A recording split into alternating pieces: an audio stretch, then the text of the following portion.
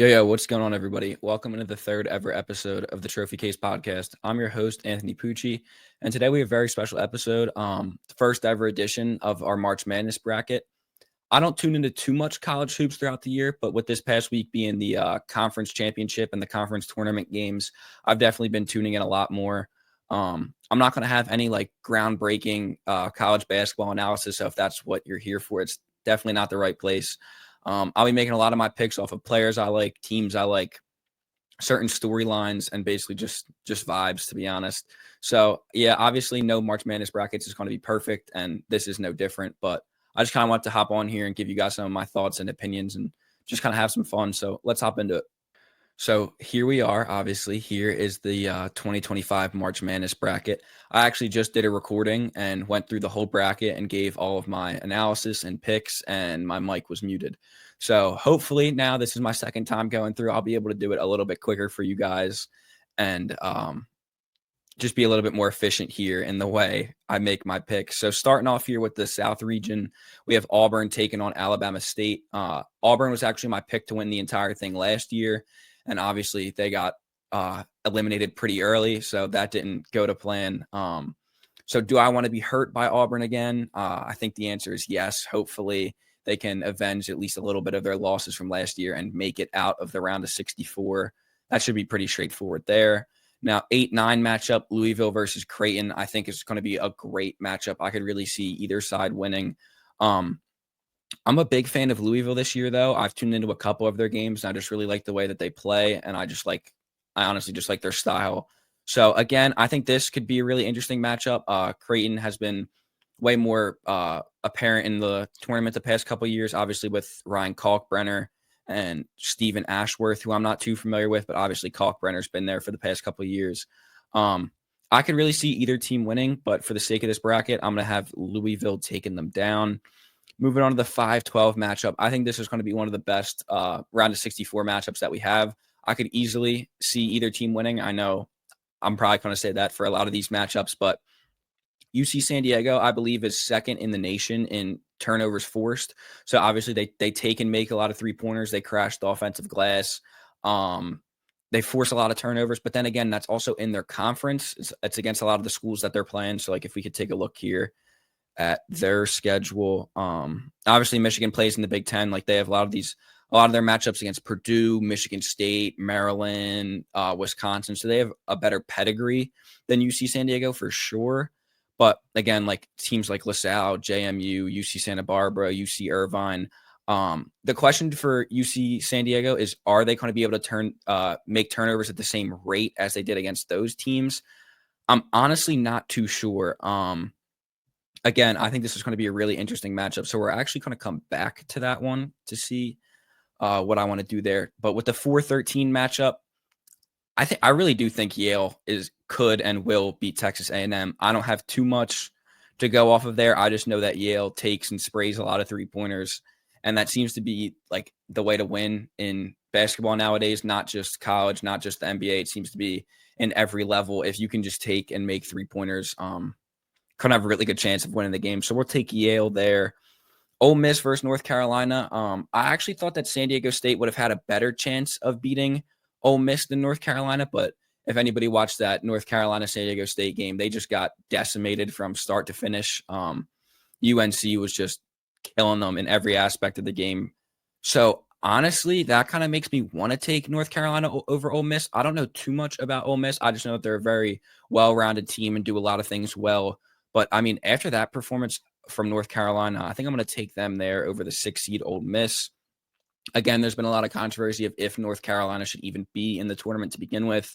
But I mean, after that performance last night, I think they definitely solidified their spot. So I will be having North Carolina move on. Iowa State versus Lipscomb. Iowa State, the story for them is if they're going to be healthy. A lot of their top tier players were either hurt or battling injuries throughout the year. I think now they're expected to have one of their best guards back for the tournament. If I could check right here. Let's see. Cyclones, great defense. Curtis Jones, Tamian Lipsey, Keishan Gilbert. He was ruled out for the season, a huge blow. Lipsey, who missed their Big 12 tournament quarterfinal loss with a groin injury is expected to play. So I think, honestly, just based off of Iowa State's talent, especially if they're getting healthier, will be enough to beat Lipscomb. Now we have 7 versus 10 Marquette versus New Mexico. New Mexico has Rick Pitino's son coaching there. So I think, again, there's not going to be too much crazy analysis for these picks, like I said. So just for the storyline, I'm going to rock with New Mexico there. And then we'll take Michigan State over Bryant. I think that's pretty straightforward. Michigan State, one of the best teams in the country. They should beat Bryant. Moving on down to the West, we'll take Florida over Norfolk State. Not too much to say about that. UConn versus Oklahoma, I think, could be an also really interesting game. Oklahoma is obviously led by their freshman point guard, Jeremiah Fears. A lot of people are worried about that, and obviously that's pretty reasonable. Having your leading scorer and your offense kind of run through somebody who happens to be a freshman, first time in the dance, obviously first time in college, it's definitely a cause for concern. But then again, like, you could look at that 2 different ways. You could look at it being like, he's a freshman. He doesn't have any of like the crazy like nerves, or not nerves, but like bad experiences, you could say. Like, I feel like having no experiences at all is almost better than bad experience, in my opinion. So again, you could look at it 2 ways. Like, he could either go in there and ball, or he could go in there and crumble. And for this bracket, and shout out Oklahoma, I'm gonna rock with the Sooners. Again, not too much analysis there. I'm an Oklahoma fan. I'm going to Oklahoma, so got to hope that they get out of the round of 64 at least. Moving on down to Memphis, Colorado State. Again, I think this could also be a really good matchup. I could easily see either team winning. Colorado State's been playing really, really good basketball recently. I think it'll say it down here, but I know they've been on a win streak. It says right here, 10 straight wins leading up to the NCAA tourney. Great senior guard. I'm just going to take Memphis. Again, not too much analysis there. I could see either team winning. Now, Maryland versus Grand Canyon. I'm a huge fan of Maryland this year. I have them going decently far. So nothing too much to talk about there. I'll have Maryland winning that game. Mizzou versus Drake is also going to be a really interesting game. I see a lot of people taking Drake, and I could see Drake winning. Again, Mizzou 22-11, Drake 30-3. Obviously, Mizzou in the SEC, harder competition. Bennett Sturts, if anybody has seen any Drake basketball at all this year, he is super fun to watch. The way he plays is very entertaining. You could probably tell by his 19 points per game, which is obviously super high in college. Mizzou has the better pedigree here, and they've beaten better teams, obviously, because of their better conference. And I don't know. I think the pedigree and history would tell me to take Mizzou, but just because of Bennett Sturts, and I like watching him play basketball, so I'm going to take Drake there to upset number 6 seeded Mizzou. Texas Tech versus UNC Wilmington. Haven't watched much at all of UNC Wilmington, so I'm going to take Texas Tech here. Nothing too crazy. And now Kansas Arkansas, I think, is another really interesting game. Obviously, Kansas's veterans like Hunter Dickinson and Zeke Mayo have been pretty underwhelming this past year and the past year or two. So the question for them is, are these guys potentially in their last year going to go out in a first round exit? And just because of that storyline, I'm going to say no. And I'm going to say that they have enough firepower to get out of at least the first round. Now, moving on to 2 versus 15, St. John's. I'm going to have St. John's beating Omaha. Nothing too crazy there. Obviously, St. John's offense worries you a little bit, but I don't think that's going to bite them until they face a little bit of a better team. Moving up here to the East, we'll have Duke. Nothing too much to say about that. 8-9 matchup here, I think, is super interesting. Mississippi State versus Baylor. I think I'm leaning towards Baylor just because of VJ Edgecombe. Yeah, here he is down here, 15, 5.5, 3.5. I just think for the storyline, it's going to be really good to have 2 lottery picks facing off against each other in Cooper Flagg and VJ Edgecombe here in the round of 32. So for that storyline, we'll be rocking with Baylor. And then we have the 5-12 Oregon versus Liberty. I know Liberty, like a lot of these smaller schools, takes a lot of 3-pointers, and that's how they rely on their offense. 20-win seasons for Oregon. They seem to not too bad of a game log there. Obviously, Liberty's not going to have as marquee of matchups, but honestly, it's March. You never know what's going to happen. I'm going to take the classic 12 over the 5 here, and we're going to rock with Liberty. Moving on down now to the 4 versus the 13, Arizona versus Akron. I seen Akron play in their tournament championship game or semifinal game. I forget which one, but Akron actually looked really good. Obviously, they weren't playing against Arizona, but I could honestly see Akron upsetting here. But I will pick Arizona. Again, I don't have too much analysis there. BYU versus VCU. We're rocking with VCU. I don't really know why. With the both of the U schools, I just like VCU more in this scenario. Wisconsin, I've actually seen a couple of times this year. I really like the way Wisconsin plays, so I think they'll take care of business against 14-seeded Montana. St. Mary's versus Vanderbilt. I've been taking St. Mary's. Again, I don't really know why. I just like St. Mary's the past couple of years, and I think they have enough to get it done against Vandy. Alabama versus Robert Morris. That should be a pretty easy win for Alabama. Moving on down to the Midwest, we'll have Houston over SIUE. I saw that Houston versus SIUE was actually the most picked first round 1-seeded upset, which I'm trying to say is basically out of all these teams, like out of Duke, Florida, and Auburn, Houston was actually taking the most to lose their first round matchup. But I don't think that's going to happen. I think they're too talented to lose that first round matchup. Now, Gonzaga versus Georgia. Obviously, Gonzaga has been one of the highest pedigree teams the past 5, 10, 15 years. But I think this is kind of like a passing of the torch moment. I'm not going to lie. I think the SEC is definitely making their way up in the college basketball world. And I think that gets a big jump here with Georgia taking down Gonzaga. Obviously, Gonzaga isn't what they used to be, but still a great coach, still a great culture. So, yeah, I think that'll be a great win for Georgia. Now, Clemson versus McNeese. Obviously, last year, a lot of people had McNeese to be kind of like their underdog Cinderella story of last year's tournament, and that didn't go to plan. I'm pretty sure they got beat in the first round pretty handedly. But again, I think this year's matchup is a lot better for McNeese than last year. I think this could actually be a really interesting 5-12. I would not be surprised at all if McNeese wins. But for this bracket, I'm going to go Clemson. And then Purdue versus High Point. I just like High Point. I saw something saying that they're one of like the best mid-major schools at shooting threes. And again, I just think that's the recipe for beating some of these bigger schools like a Purdue. I think if they're going to get beat, it's going to be on a day where the other team is just hitting all of their threes, and there's not much you can do about that. Illinois versus the winner of Texas and Xavier. I'm going to take Illinois. I don't think it matters too much who wins there, even though I do think Xavier would be a harder matchup for Illinois. I think Texas is actually going to win, if that makes sense. Kentucky versus Troy. Obviously, Kentucky's been super disappointing the past couple years, going out first round, second round, or not making it. So I think Kentucky does right the ship this year and at least makes it out of the first round. UCLA versus Utah State. We got a quick preview here. UCLA 22-10, Utah State 26-7.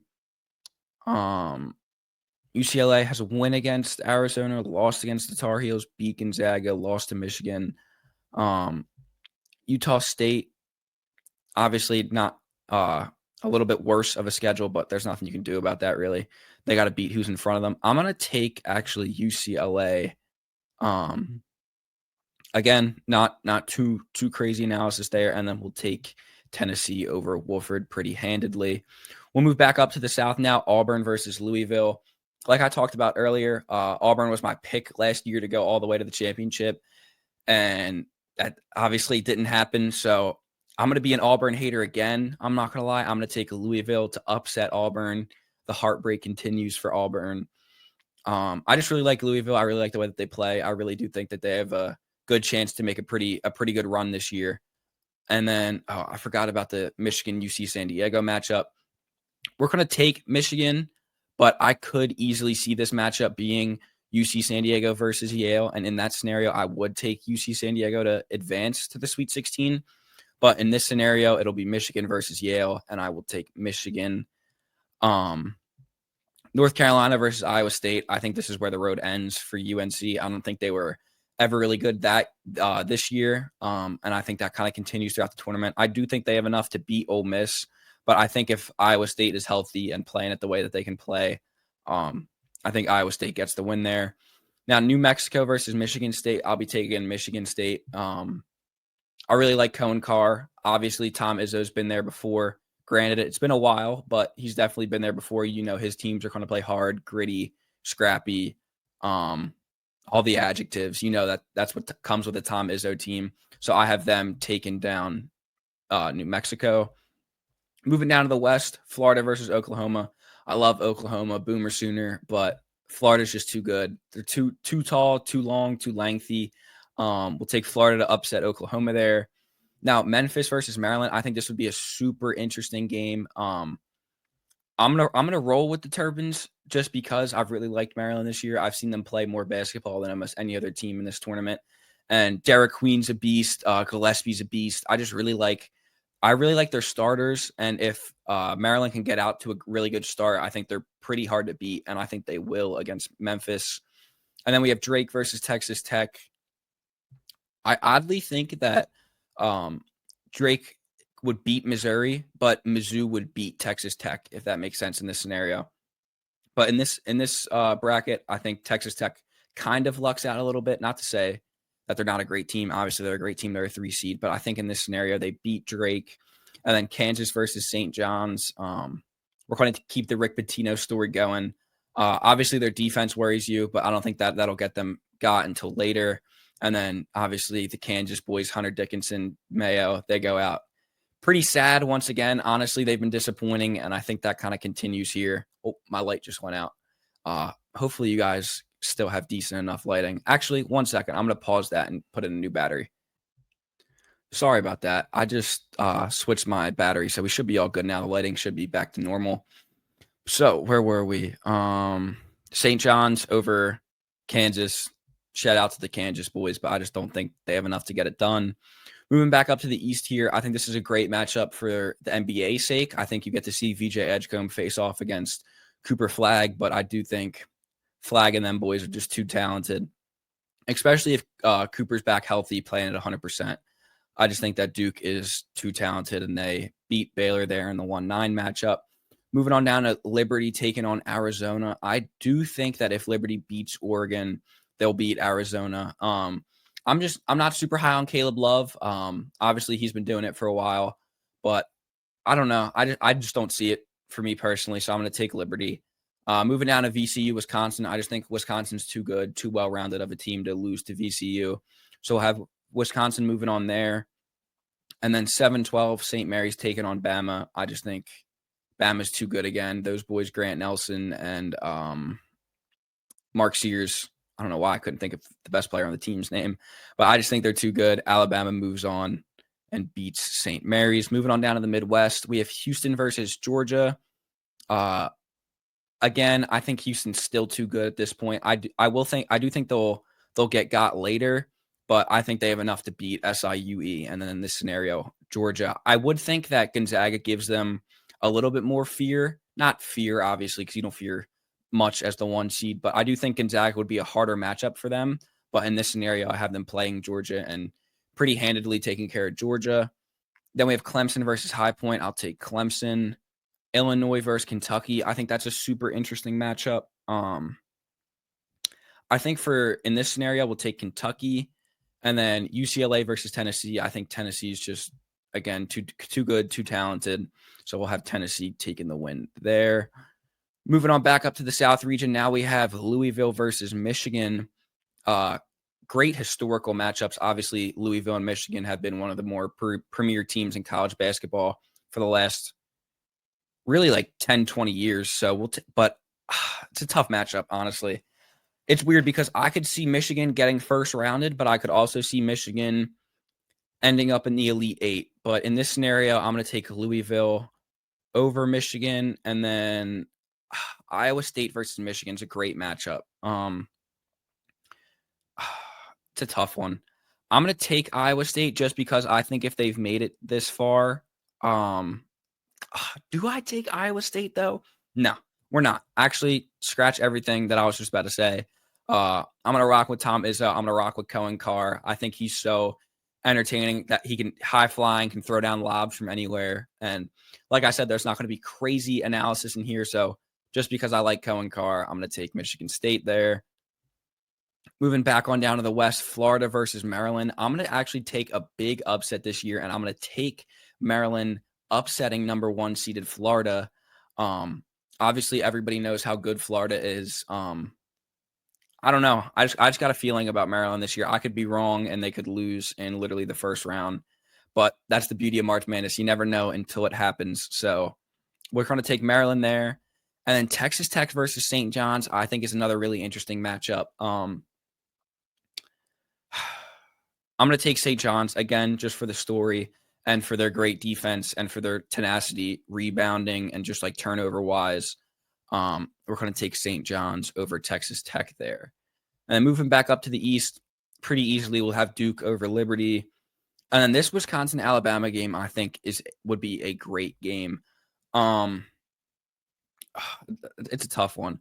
I'm honestly going to take Wisconsin just because I don't know. I don't think Mark Sears can get it done. Maybe I'm just a hater. I honestly could see Alabama making it to the championship this year, but in this scenario, I'm going to have them getting taken out by Wisconsin.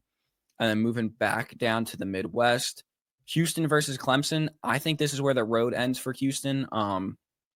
Obviously, I've taken them the past 2 rounds, but I think Clemson is too well-rounded. They they really do just play the game the right way. So, excuse me. I'll have Clemson taking down Houston there. And then at the bottom of the bracket, Kentucky versus Tennessee. I think Kentucky has had Tennessee's number this year, if I'm not mistaken. So yeah, Tennessee notable results. They lost to Kentucky earlier and then lost to them again. So it's going to be really interesting. You can look at that at one of 2 ways. You could think that it's hard to beat a team 3 times in Kentucky's case. So maybe Tennessee will have something figured out and give them some payback, or maybe it really is just matchup based and Kentucky just has something figured out against Tennessee and they just beat them matchup wise. So it's going to be really interesting to see how that shakes out if we do end up getting that matchup. But in this scenario, I'm going to take Tennessee to get their get back over Kentucky and avenge their 2 previous losses earlier this year. So now moving down to the Elite 8, we have Louisville taking on Michigan State, and I will have Louisville taking down Tom Izzo and Cohen Carr and have Louisville moving on. Down here, Maryland versus St. John's. Now, this is where I think St. John's' offense finally hurts them. I think Maryland, they start off games really well, and especially with their starting lineup.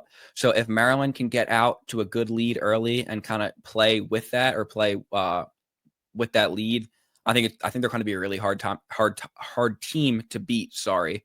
So yeah, we'll have Maryland taking down St. John's there, and then moving back up to the East, Duke versus Wisconsin. I wish I didn't have to do it, but we'll be taking Duke there. They're just too good. And then Clemson versus Tennessee. I think this is another really, really interesting matchup. 2 orange teams, the Tigers versus the Vols. I think if Tennessee beats Kentucky and kind of gets that monkey off their back, if you will, I think they'll be playing at too high of a level, and I think they'll take down Clemson. So now moving on, we have our final 4. We have 8-seeded Louisville taking on 4-seeded Maryland. And on the other side, we have number 1 seeded Duke taking on number 2 Tennessee. So on the right side of the bracket over here, it's a little bit more black and white with the 1 seed taking on the 2. And then on the left side over here, obviously it's a little bit more crazy with the 8 taking on the 4. So on the left side, I don't know. These are 2 of my favorite teams in March Madness this year. I think one of these 2 teams is going to make a decent run. But in this scenario, I'm gonna have Maryland taking down Louisville, the Crab 5, shout out, and then we'll have Duke taking on Tennessee. So then in my championship, I have Maryland taking on Duke, and unfortunately, I'm gonna have to take Duke and Cooper Flag. Total points, we'll just put 151. That's my prediction. So yeah, so that's my bracket. Again, not too crazy analysis going on, just picking off vibes, players I like, storylines I like. So this is a full look at my bracket. This is the South and East regions. And then scrolling down here, here's the West and Midwest. Some of my most interesting teams here that I would just want to throw in, especially for the first round of 64.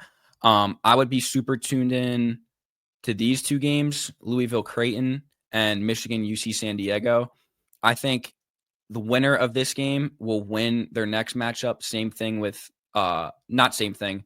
If Louisville does end up beating Creighton, I do have them upsetting Auburn.